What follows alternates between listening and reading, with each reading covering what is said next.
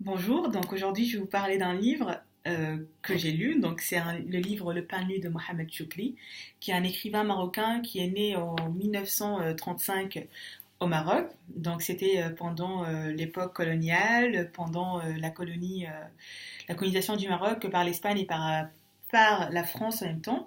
Et donc c'est une autobiographie qui offre et qui dessine en quelque sorte le portrait d'un Maroc sous le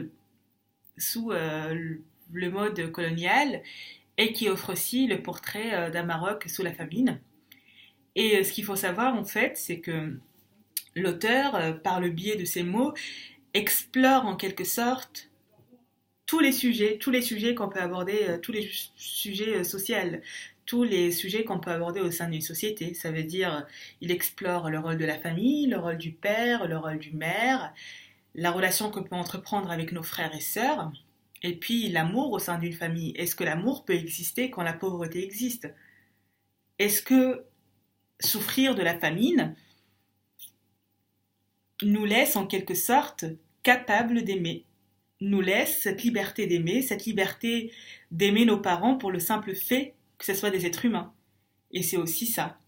Et c'est un livre aussi qui, en quelque sorte, dresse le portrait d'une sexualité taboue, d'une sexualité expérimentale au sein d'une société plutôt ouverte à l'époque, je dirais.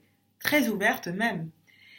Et en fait, ce qui est très intéressant dans ce livre, c'est aussi le fait que c'est une autobiographie, certes, mais c'est aussi une manière de voir en face de nous notre propre culture. Ça veut dire que c'est un miroir à travers lequel il y a le reflet de toute une culture, à travers lequel il y a le reflet de toute une société.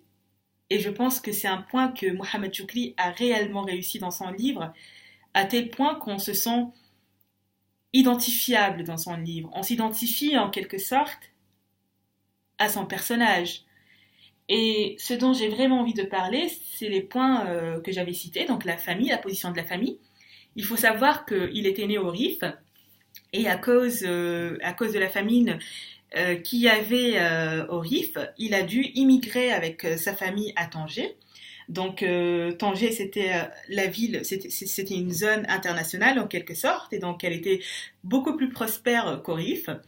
Et ce qui est très intéressant, c'est qu'en fait, il décrivait son quotidien à Tanger en disant que ils avaient tellement faim, son frère était déjà malade, et encore plus, il souffrait de la famine, pleurait tous les soirs en demandant un morceau de pain à sa mère.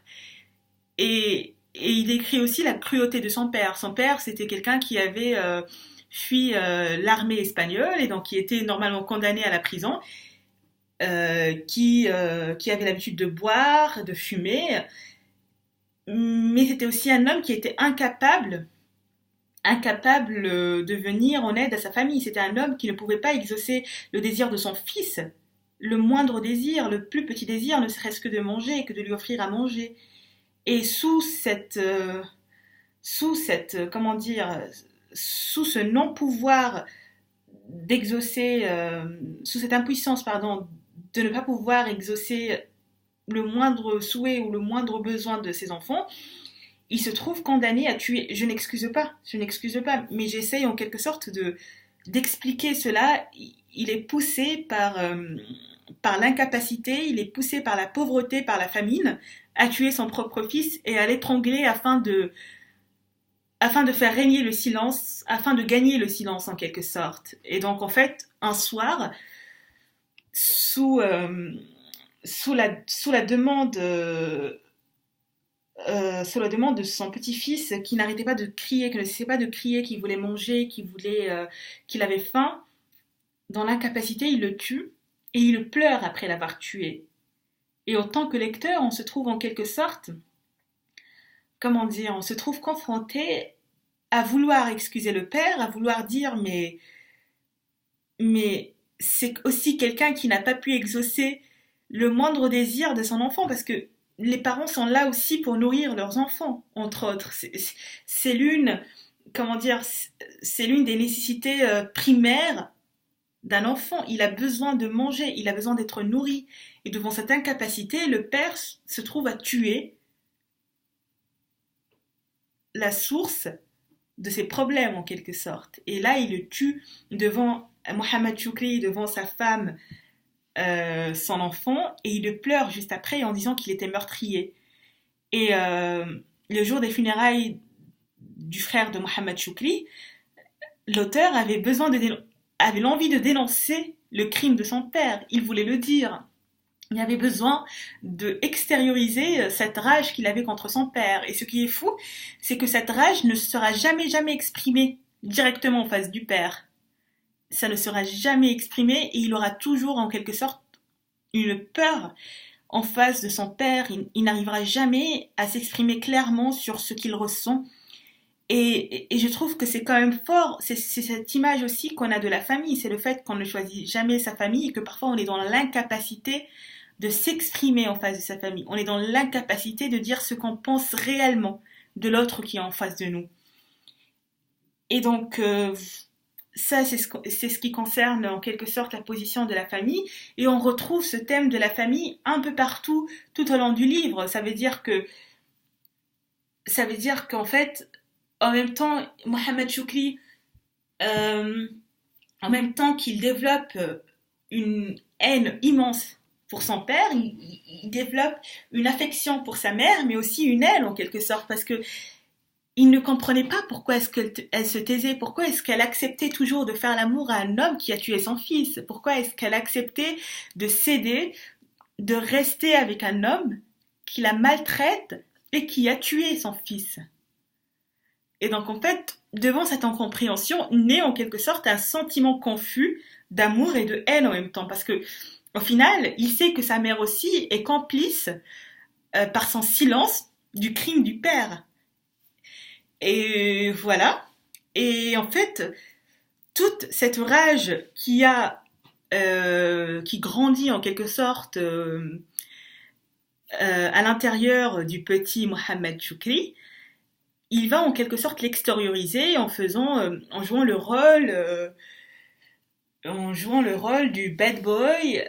Il adorait se bagarrer. Il faisait des crises à la moindre occasion. Et en fait, c'était une manière d'extérioriser toute cette haine qu'il avait. Et en fait, on se rend compte au bout du compte, que la première manière à travers laquelle il va extérioriser ça, ce sera sa sexualité. Ce sera la découverte de la sexualité.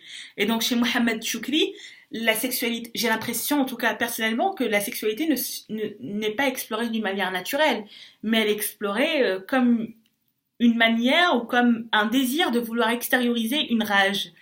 Et donc, dès son jeune âge, enfant, il commence à avoir des habitudes à explorer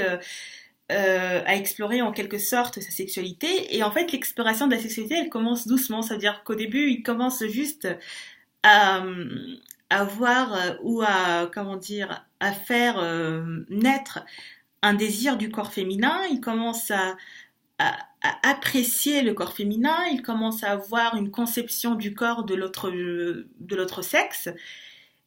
Et au fur et à mesure, il commence à développer vraiment une addiction sexuelle.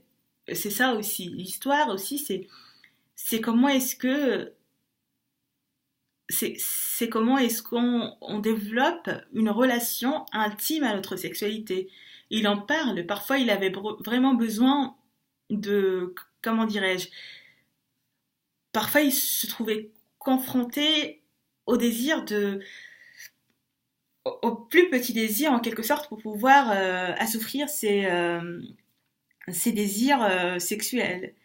Et puis aussi, dans sa découverte sexuelle, il y a aussi, avant qu'il puisse avoir assez d'argent pour aller au bordel, etc., et de rencontrer vraiment des corps de femmes, et avant qu'il ait le pouvoir de rencontrer des vraies femmes, de faire l'amour avec des vraies femmes, il découvre le corps des hommes aussi. Il découvre le corps d'un homme, d'un enfant aussi comme lui, il était enfant à l'époque. Et en fait, ce qui est fascinant dans ce livre, c'est qu'il présente l'homosexualité comme un élément naturel en fait.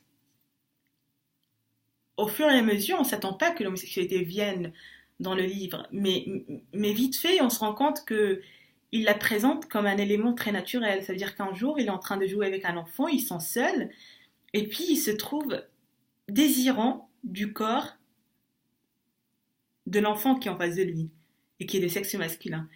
Et donc, au final, la, comment dirais-je, au final, l'homosexualité, elle vient d'une manière très naturelle. On ne s'y attend pas.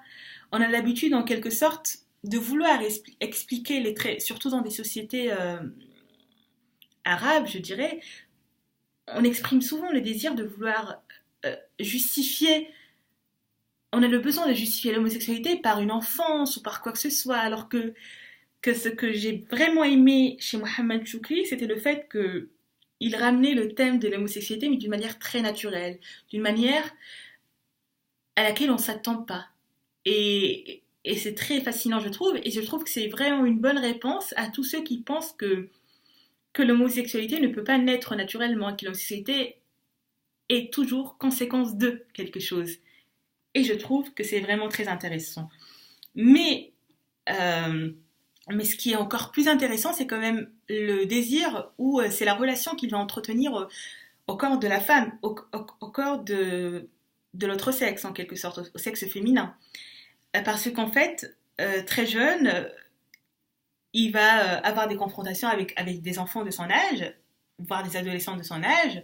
Et ce qui est très intéressant, c'est ce jeu qu'ils ont entre eux à vouloir expérimenter le plus de corps féminins possible. Ça veut dire qu'ils partaient au bordel et puis ils s'intéressaient à une femme, donc à une prostituée, et ils, ils faisaient le récit de ce qui s'est passé dans l'intimité avec cette prostituée. C'est-à-dire qu'ils se racontaient comment ça s'est passé. Et voire même, ils sont en train d'évoluer, ils évaluent, pardon, chaque prostituée en disant qu'elle est belle, qu'elle donne plus de temps, qu'elle donne plus de possibilités aux adolescents de son âge d'aller plus loin. Et ce qui est beau aussi, c'est que,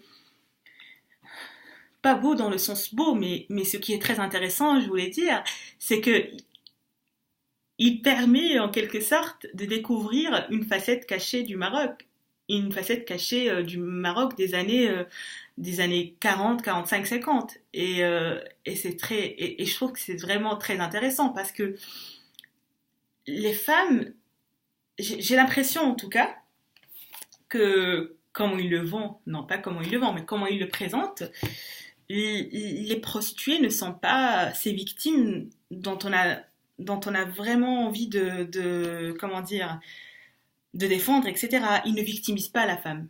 C'est ça ce qui est fou pour un livre qui est quand même écrit en 1972, il me semble, ou quelque chose comme ça. Il ne victimise pas la femme.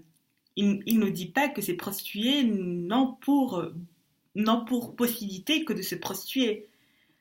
Et elles ne sont pas victimes de qui que ce soit. Parfois, oui, parfois elles sont victimes d'autres femmes qui les exploitent quand elles sont jeunes, quand elles sont encore enfants.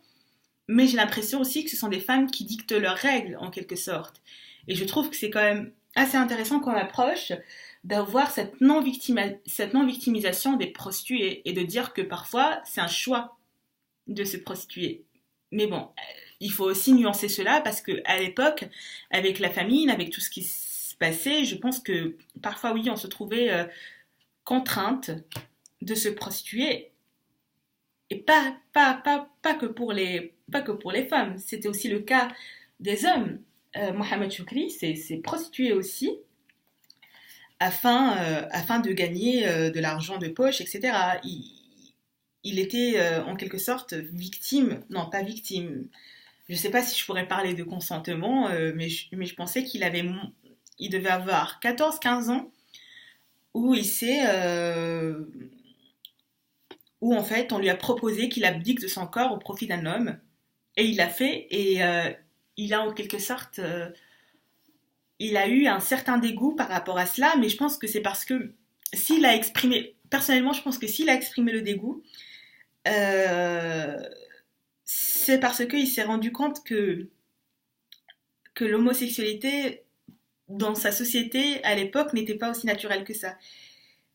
Elle était très reconnue, ça c'est sûr, parce que quand il parle de comment est-ce que ça se passait le soir, on avait l'impression que l'homosexualité passait comme une manière de l'homosexualité masculine bien sûr, passait comme une manière de remplacer les femmes. Quand on était dans l'incapacité de partager le lit d'une femme ou d'avoir une aventure avec une femme, on se tournait vers l'homosexualité. Et j'ai l'impression qu'il le présente comme ça. Par exemple, le soir, quand il déambulait dans la rue, après avoir bu du vin, etc., il décrit le nombre de fois où il se fait harceler par des hommes, le nombre de fois où on lui demande de venir vers, vers eux pour qu'il puisse comment dire, pour qu'ils puissent profiter de lui, ou pour qu'ils puissent avoir une aventure ensemble le temps d'une soirée. Et j'ai l'impression que c'est quelque chose de tellement connu, c'est tellement connu que, pas connu, mais reconnu dans la société, qu'un jour, il était dans un souk où on louait des places en fait pour passer la nuit. Et il fut tellement tourmenté par des offres sexuelles en quelque sorte, par des hommes qui essaient de l'attirer, etc., qu'il était sorti en courant, et puis il y a le gardien du souk qui lui dit « Mais qu'est-ce qu'on t'a fait ?» Ça veut dire, on avait l'impression que le gardien du souk savait ce qui se passait dans les lieux, et il a exprimé une certaine peur pour l'enfant qui déambulait là-bas. Voilà. Et donc, en fait, pour tous ceux qui pensent vraiment, je sais que c'est un livre qui a été quand même interdit, censuré au Maroc depuis entre 1983 et jusqu'aux années 2000. Pour ceux qui n'y voient qu'une lecture sexuelle, pour ceux qui n'y voient vraiment qu'une manière de décrire sexuellement une société, c'est vraiment loin de ça.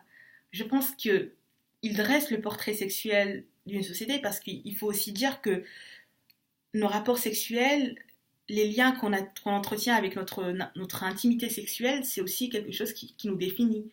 C'est aussi une manière de répondre à la cruauté de toute une société.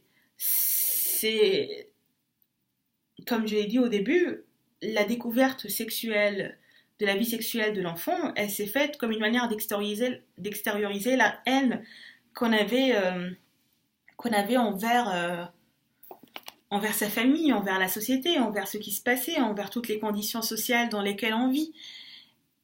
Et en fait, c'est tellement ça, je trouve que c'était vraiment... Tout s'inscrivait dans une sorte d'aventure qu'il parcourait, qu'il vivait, que vers la fin, la seule manière d'extérioriser sa rage, la seule manière de parler de sa souffrance, c'était de dire...